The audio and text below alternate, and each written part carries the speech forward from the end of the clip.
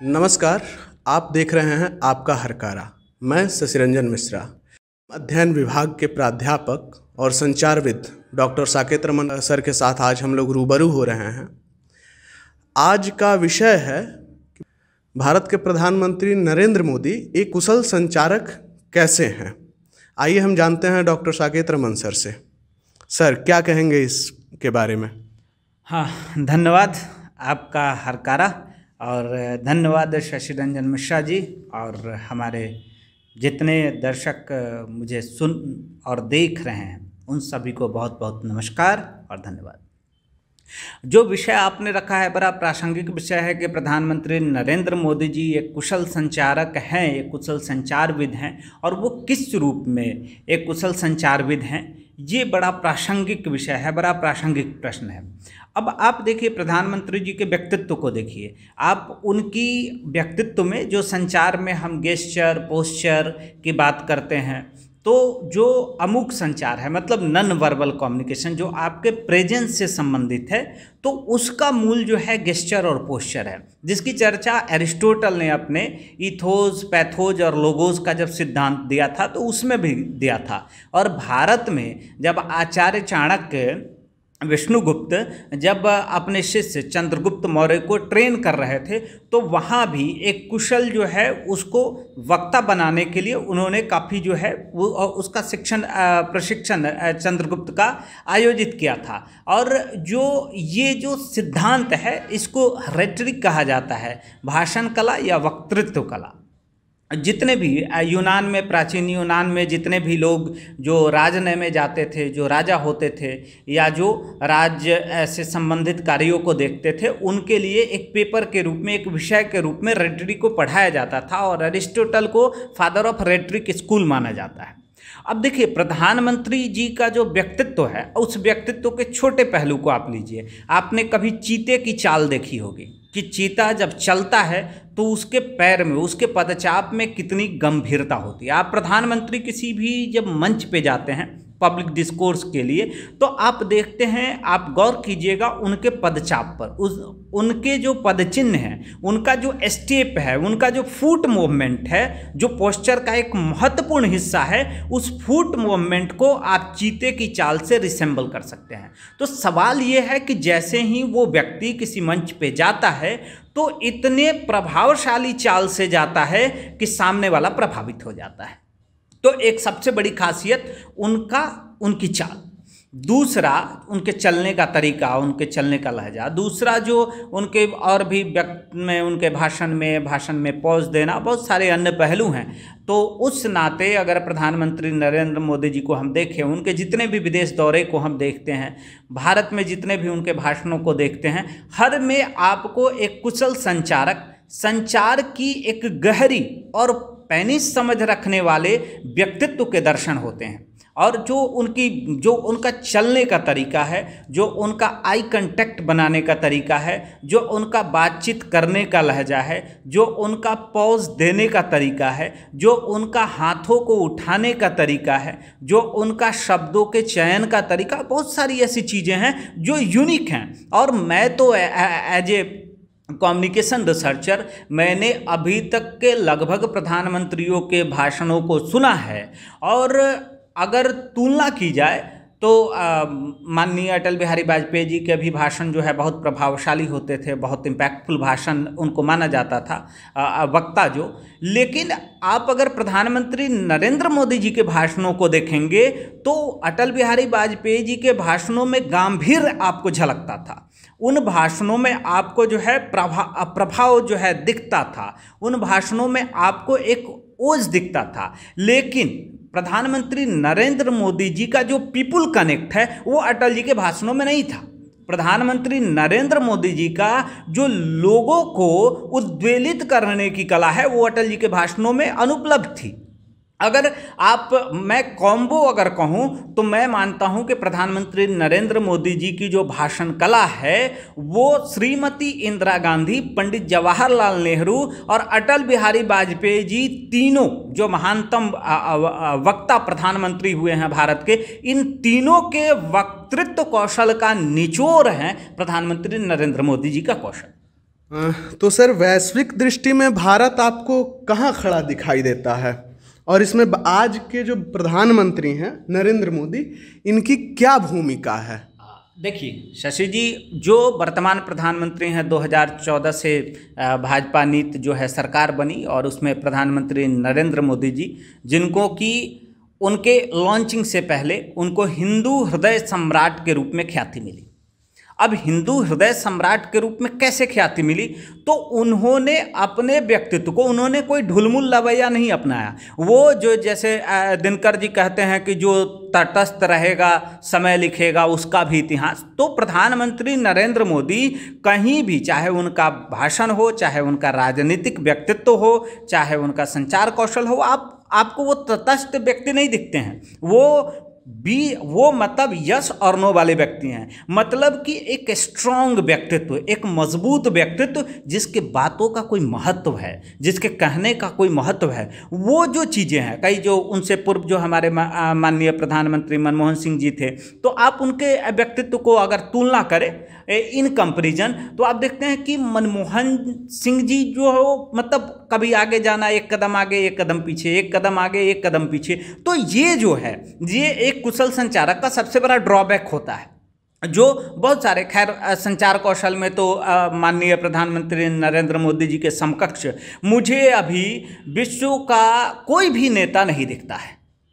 अब आप एक छोटा सा एग्जाम्पल लीजिए। अभी कुछ दिनों पहले 2019 में जब अमेरिकी राष्ट्रपति ट्रंप और मोदी जी साथ बैठे थे, तो आपने गौर किया होगा कि नरेंद्र मोदी जी से जब ट्रंप हाथ मिलाते हैं तो आपने गौर किया होगा कि प्रधानमंत्री जी अपना हाथ ट्रंप के हाथ के ऊपर रखते हैं और प्रधानमंत्री मोदी जी ट्रंप की पीठ थपथपाते हैं, धौल देते हैं। धौल किसको दिया जाता है? अपने से छोटे को। जैसे हमारा विद्यार्थी कुछ अच्छा करता है, बहुत बढ़िया किया, तो हम उसको कहते हैं अरे वाह बेटा तुमने बड़ा शानदार किया है।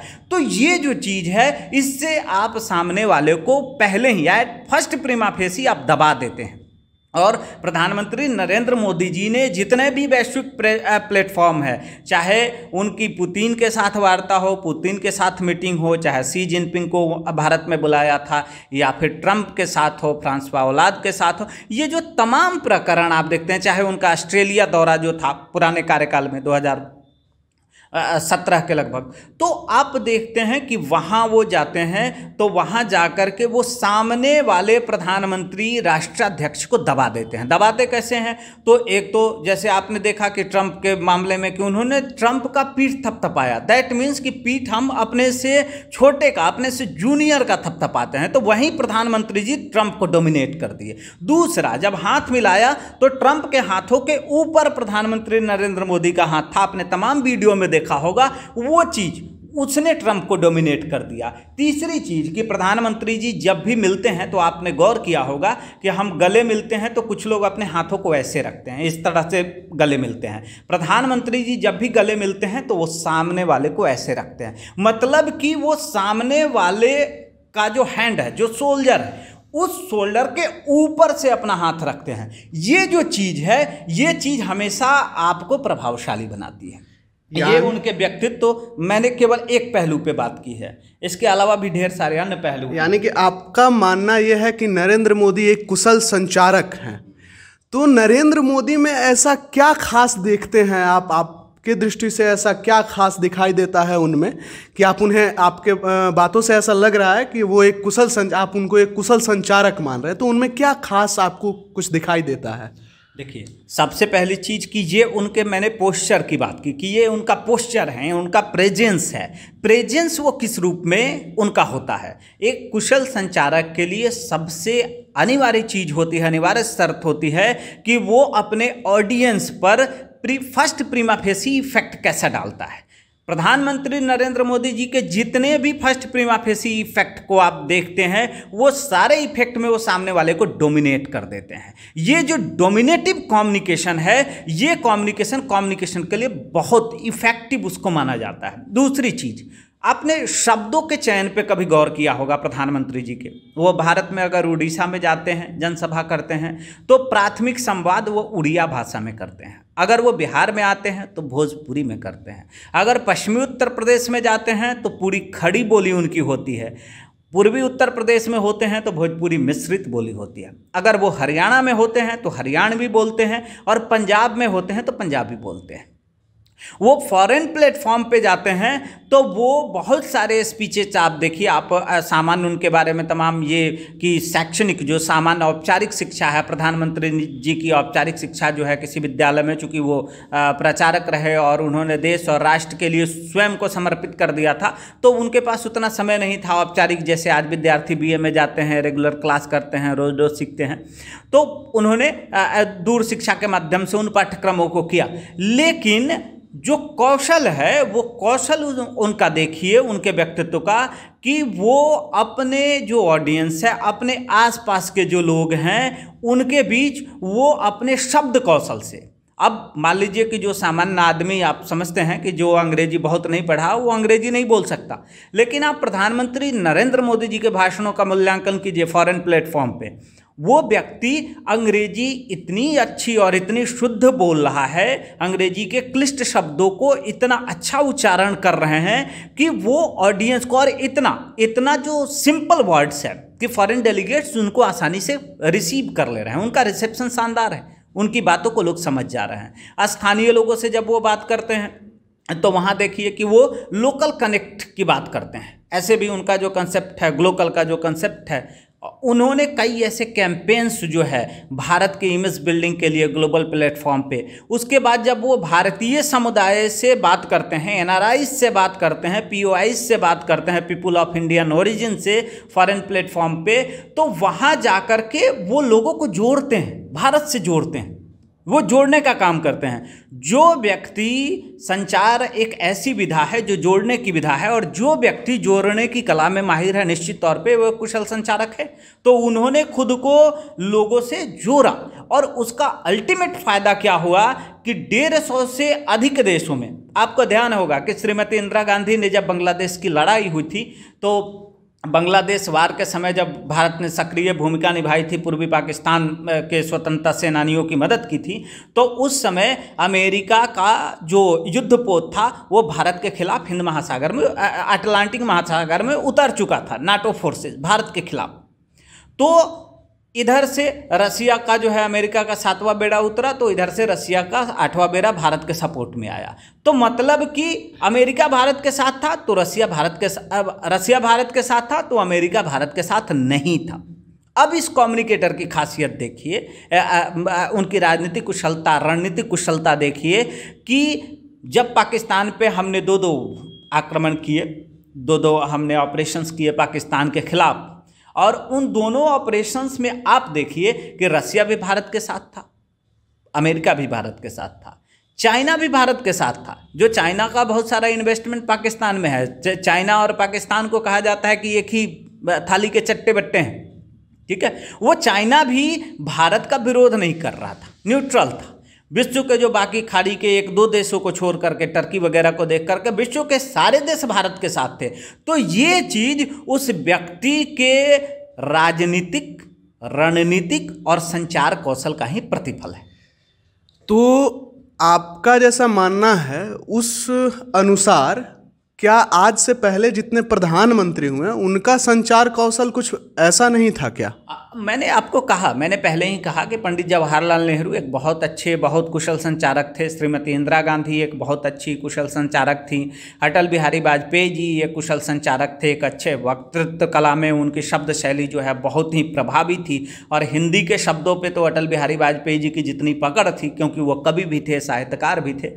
लेकिन मैंने ये लास्ट में कहा कि इन तीनों के व्यक्तित्व का, इन तीनों के संचार कौशल का निचोड़ जो है वो प्रधानमंत्री नरेंद्र मोदी के संचार कौशल में आपको मिलता है। आप हिंदी के शब्दों की बात कर लीजिए, जैसे वाजपेयी जी बोलते थे, नरेंद्र मोदी जी के भाषणों में वो शब्द मिलेंगे। इंदिरा जी जैसे ओजस्वी भाषण देती थी वैसी ओजस्विता जो है नरेंद्र मोदी जी के भाषणों में मिलेगी। पंडित जवाहरलाल नेहरू जैसे पीपुल कनेक्ट करते थे, लोगों से कनेक्ट करते थे, वैसे जो है आप देखिए कि प्रधानमंत्री नरेंद्र मोदी जी पीपुल कनेक्ट करते हैं, लोगों से कनेक्ट करते हैं, लोगों से संवाद करते हैं। तो ये जो खासियत, बाकी जो प्रधानमंत्री थे सब माननीय हैं, सब सम्माननीय हैं, सब भारत के लिए बहुत ही उन लोगों ने योगदान दिया, लेकिन हम यहाँ फोकस संचार कौशल को कर रहे हैं, जो कम्युनिकेशन स्किल को कर रहे हैं। कोई व्यक्ति बहुत विद्वान हो सकता है, कोई व्यक्ति बहुत महान हो सकता है, लेकिन वो बहुत अच्छा संचारक हो, वो अपनी बात को लोगों को समझा पाए, दुनिया को समझा पाए, दुनिया को दिखा पाए, दुनिया को बता पाए, ये बहुत मायने रखता है। और प्रधानमंत्री नरेंद्र मोदी जी ने भारत के स्टैंड को, भारत की मजबूरियों को, भारत की खासियत को दुनिया के सामने दिखाया, और दुनिया के सामने जब दिखाया तो दुनिया ने उन चीज़ों को माना। और आज भारत का जो ग्लोबल रिकॉग्निशन है, जो ग्लोबल रिलेशन है, जो इंटरनेशनल रिलेशन है, वो मतलब स्वतंत्रता प्राप्ति से लेकर के अभी तक के दौर का आप मूल्यांकन करें तो वो स्वयं में सर्वश्रेष्ठ है, और वैसा शायद भविष्य में हो ना हो, भगवान जो है आगे ईश्वर। तो ओवरऑल सर इन चीज़ों से क्या फ़ायदा मिलता है देश को, प्रधानमंत्री का संचार कौशल से ओवरऑल? मैंने कहा कि एक जो आपका सुप्रीम लीडर है, आपका सुप्रीम लीडर जब प्रेजेंटेबल हो, आपका सुप्रीम लीडर जब ग्लोबल प्लेटफॉर्म पे जाकर के अपनी बात को प्रखरता से, प्रगल्भता से, मजबूती से रखता है, तो उसका असर उस देश की नीतियों पे पड़ता है, उसका असर उस देश के विदेश संबंधों पे पड़ता है। जो ग्लोबल रिकॉग्निशन है, आप कितने भी महान हैं, आप कितने भी महान हैं, आप कितने योग्य हैं, दुनिया आपको नहीं मान रही है। तो दुनिया नहीं मान रही है तो खुद घर में विश्वगुरु बनते रहोगे, खुद कहते रहोगे हम तो विश्वगुरु हैं, विश्वगुरु हैं। लेकिन प्रधानमंत्री जी ने ये मनवाया। चाहे योग को आप देखिए, योग को ग्लोबल रिकॉग्निशन मिला, अंतर्राष्ट्रीय योग दिवस मनाया जाता है, श्रेय किसको जाता है? प्रधानमंत्री नरेंद्र मोदी को।